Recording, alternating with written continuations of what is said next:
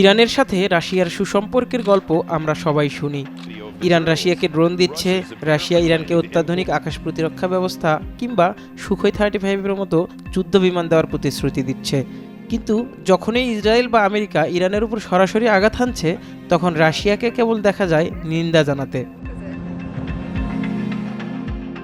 চীন ইরানের তেল কিনছে সস্তায়, বিনিময়ে দিচ্ছে বড় বড় বিনিয়োগের স্বপ্ন আর আকাশ প্রতিরক্ষা ব্যবস্থা দেওয়ার প্রতিশ্রুতি।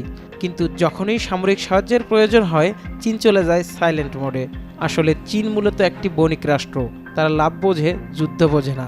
ইরানি রেজিম যদি ধসেও যায়, চীন হয়তো দ্রুতই নতুন সরকারের সাথে তেলের চুক্তি করার জন্য ফাইল রেডি করে রাখবে। ইতিহাসের দিকে তাকালে এই দুই শক্তিশালী দেশের নিন্দা আর প্রতিবাদের গানই শুধু চোখে পড়বে। ইরাকের সাদ্দাম কিংবা লিবিয়ার গাদ্দাফি, সবার সাথেই ছিল চীন রাশিয়ার দহরম মহরম সম্পর্ক।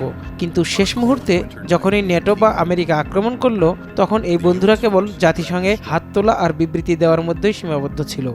এখন প্রশ্ন উঠছে, কেন এই দুই পরাশক্তির এমন নিন্দা খেলা? বিশ্লেষকদের মতে, রাশিয়া ইউক্রেনের সাথে যেভাবে যুদ্ধে জড়িয়ে পড়েছে, তাতে মধ্যপ্রাচ্যে উত্তেজনা তাদের জন্য একটি কৌশলগত স্বস্তি হতে পারে।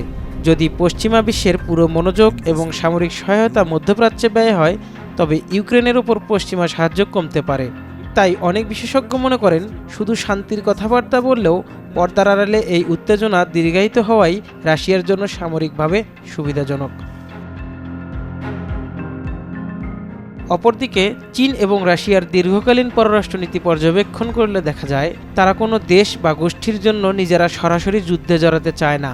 ইরানকে তারা কৌশলগত অংশীদার বললেও কোনো আনুষ্ঠানিক মিউচুয়াল ডিফেন্স ট্রিটি বা একজনের উপর হামলা হলে অন্যজন লড়বে এমন কোনো চুক্তি নেই। তাই বিশ্লেষকরা মনে করেন, ইরান আক্রান্ত হলে রাশিয়ার নিন্দা কিংবা চীনের উদ্বেগ জানানো কেবল একটি রাজনৈতিক আনুষ্ঠানিকতাই মাত্র। অনেকে মনে করেন, রাশিয়া বা চীন বৃহৎ সামরিক শক্তি হলেও আমেরিকাকে ভয় পাচ্ছে কেন? সামরিক বিশ্লেষকদের মতে, সারা বিশ্বে ছড়িয়ে থাকা মার্কিন সামরিক ঘাঁটির নেটওয়ার্ক রাশিয়ার তুলনায় অনেক বেশি বিস্তৃত। এছাড়াও রাশিয়ার সামরিক শক্তির একটি অংশ এখন ইউক্রেন ফ্রন্টলাইনে ব্যস্ত। এই অবস্থায় ইরানের জন্য আমেরিকার সাথে নতুন কোনো ফ্রন্টে পাল্লা দেওয়া রাশিয়ার জন্য আত্মঘাতী হতে পারে। অপরদিকে ইরানের জন্য যুদ্ধে জড়িয়ে চীনও তার বিশাল অর্থনীতিকে ঝুঁকির মুখে ফেলতে আগ্রহী নয়, বরং যুক্তরাষ্ট্রের যুদ্ধে জড়িয়ে থাকাটাও চীন রাশিয়াকে বাড়তি সুবিধা দিচ্ছে। সুতরাং যারা ভাবছেন চীন রাশিয়া এসে ইরানকে উদ্ধার করবে, তারা আসলে রূপকথায় বিশ্বাস করেন। আন্তর্জাতিক রাজনীতিতে কোনো বড় ভাই নেই, আছে কেবল বড় খাদক।